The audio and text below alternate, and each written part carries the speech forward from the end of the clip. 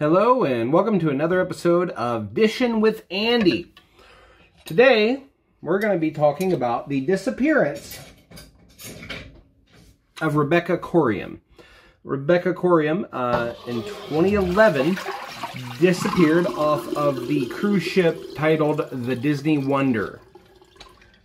It was off the coast of Mexico in the Pacific Ocean.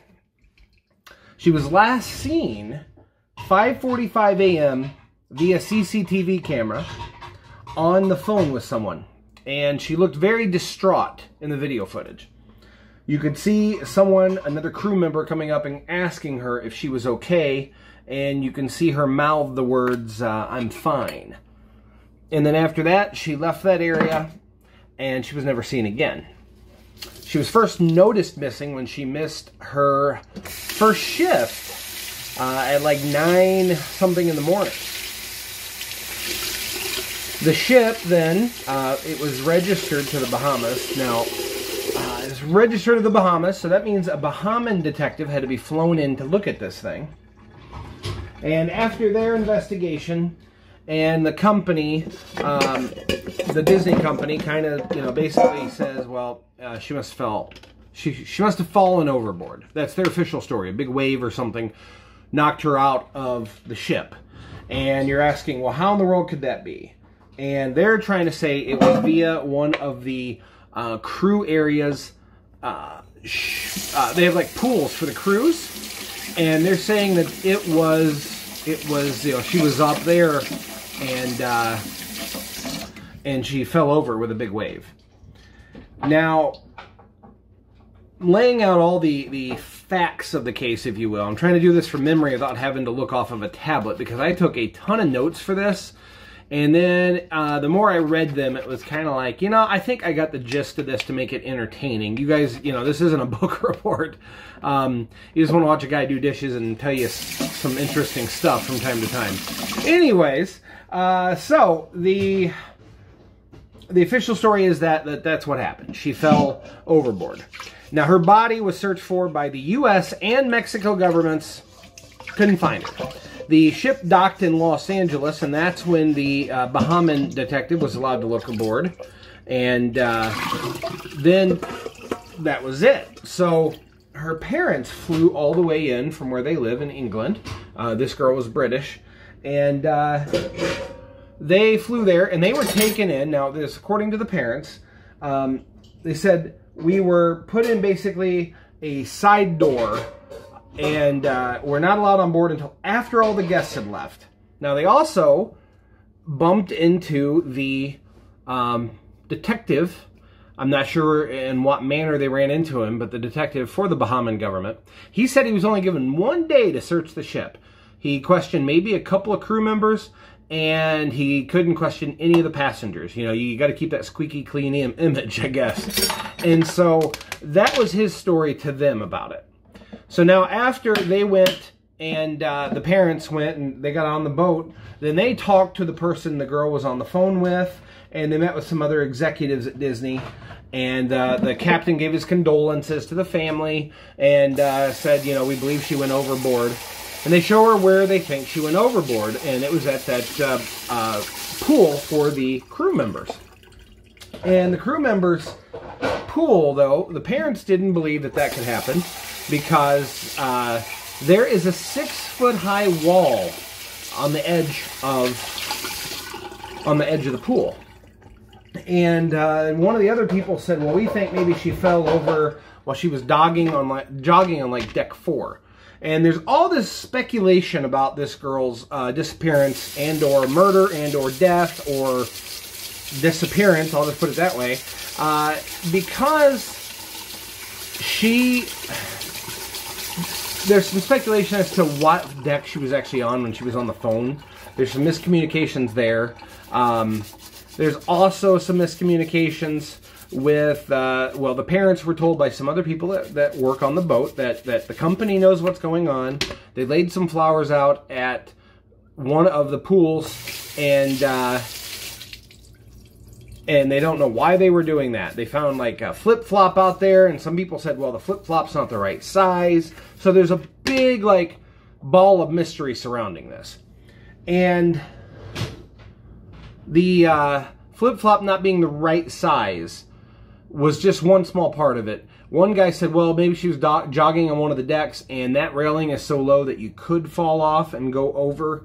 And there's people that basically, one of the people they interviewed said they know what happened. This whole place is under CCTV. They have the tape. The company knows what happened, but they're not releasing it to the public. And I don't know why. Now, I've told you all that. Some cases for her actually falling off of the ship. Well, the crew members would get up and climb on top of that wall, and they would set up there, and that's one of the only few places on the ship that they could be themselves when they weren't around the crew, or the passengers on the ship, because the passengers couldn't see them there. And they could just cut up, be themselves, be ordinary people. Because, you know, at Disney, you've always got to put on an appearance, right? Everything has to be magical. Everything has to be an experience. You can't just have, you know, normal crew members on a ship, even. And so that was one case as to how she could have. Now there's a whole other side of the story that I haven't laid out. The speculation that this girl had a girlfriend, and I mean that in the not platonic sense, aboard the ship.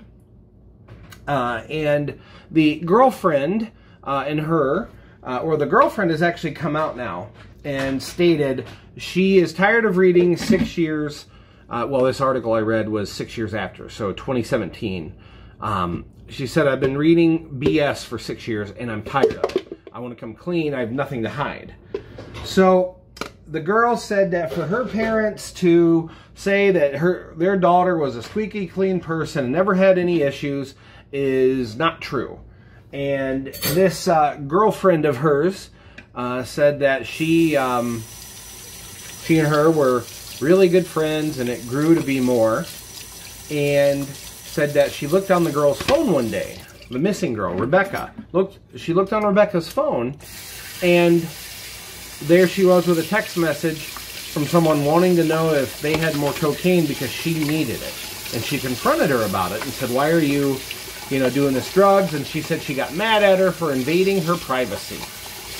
And so then the other girl, not Rebecca, she had a boyfriend on the ship that was off of the ship the entire time this romance happened. And, well, he was the barman on the ship. And he actually came back aboard, and they resumed their relationship. And so that made Rebecca distraught, is what the girl's girlfriend said. I cannot remember her name for the life of me, but I'll have pictures posted here of all of them, and some names below for you, or on the pictures. Anyways, so the girl is like saying all this, and saying that Rebecca had talked about committing suicide several times, and the night when the relationship flared back up between her and her boyfriend, that Rebecca was so distraught they had to basically have 4 people pin her down and get her into her room, and said she was a complete failure because she wanted to basically end her life, and she was a wimp if she couldn't do it, is what she's saying Rebecca said. Now, I don't know. I don't know. This case, I've read everything about it. There is no evidence of a body on the ship. Now, I'm not saying the Walt Disney Company did or did not move her body. I don't know what's going on there. What I am saying is, obviously, I don't believe her body was on the ship. I believe she did go overboard. Now, whether that was under her own power or not, that's where the mystery lies. Because even more evidence has come out since, saying that the girl, Rebecca, was coerced into a threesome with this other girl and the barman, because the barman said, I quote, the only way you're going to get her back is to do this. And the act of sleeping with him is what she was really distraught over. However, the other girl also said that, she put on his clothes, some baggy clothes, and that's what she was spotted in. Because we told her to, and go make a couple phone calls and then come back, and we left the door unlocked. And she said, well, when I woke up and the door was still unlocked, I knew she never came back. So the questions are, why is this coming out 6 years later? Why was the detective only given a year to or a day to investigate an entire cruise ship? That's an insane amount of square footage to investigate for one human body. Why did a lot of this happen is a really good question. There obviously, as every square inch of that place has security camera footage. So where are the tapes? Why has nobody been suing for the release of the tapes? There has to be more tapes than just the last shot she was on. There was also another unverified source that said she went in the water at 3 a.m., a whole 3 hours before everything else started rolling, because it was like 5:45 in the morning when she was spotted on the phone. So obviously that's not right. But what happened in this case? I mean, I literally researched as much as I could on this, and that's about all I could find. Like, it's an intriguing mystery, and I'm so sorry for the loss to the parents. That's a very horrible thing. But at the same time, it ranks up there with some other mysteries that, you know, there doesn't seem to be a lot of traction. Like, yes, obviously, I think it's pretty clear the girl went overboard. But at the same time, was it under her own power, or was it something else? Was it foul play? The girlfriend of the girl said she's, you know, now married with a kid, lives in Boston. She's really happy now. There have been some unverified reports of Rebecca showing up in certain places. A guy wrote her family years after and said that about 85% sure, it was a guy or girl wrote the family and said 85% sure that they spotted Rebecca shopping somewhere in like a tropical area or something. But how would she get around without a passport and stuff? They did page for Rebecca that morning, and she never did, you know, answer the page. So I don't know, folks. This is just a really interesting thing, and I think one reason, I think there's two reasons we don't know what happened. Number one is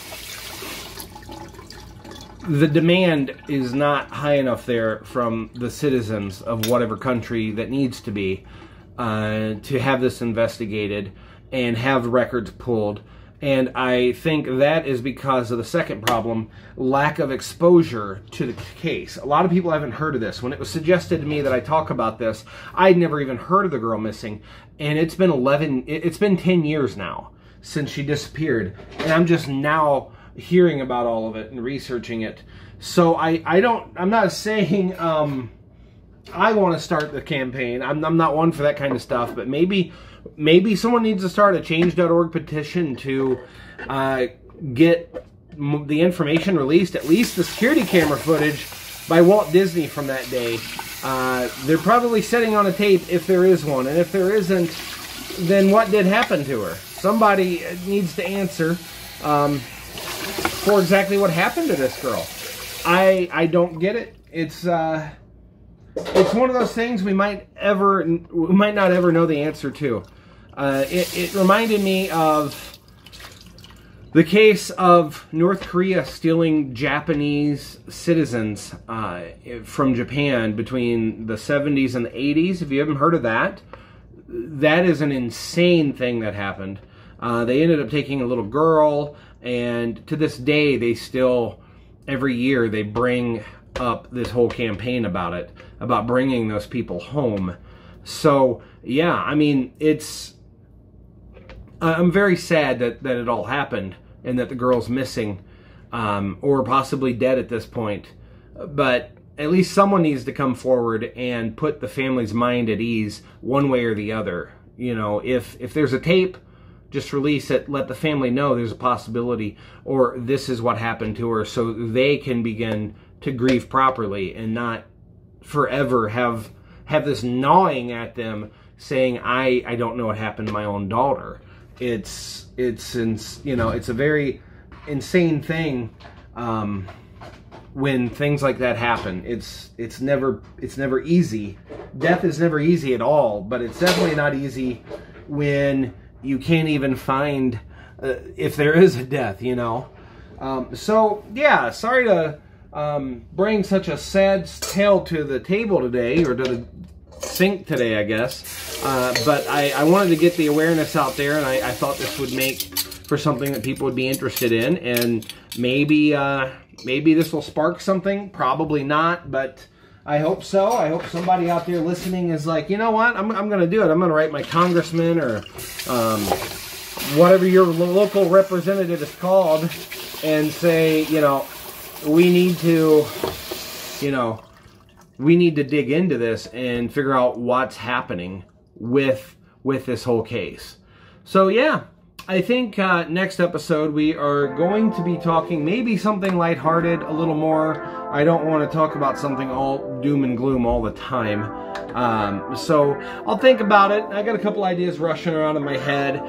If you've got any ideas for an episode you'd like to see, you know, to leave them in the comments along with that like button if you want to. I'm not going to pressure you into it.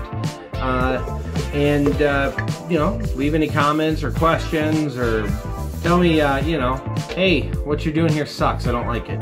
That works too. At least I know.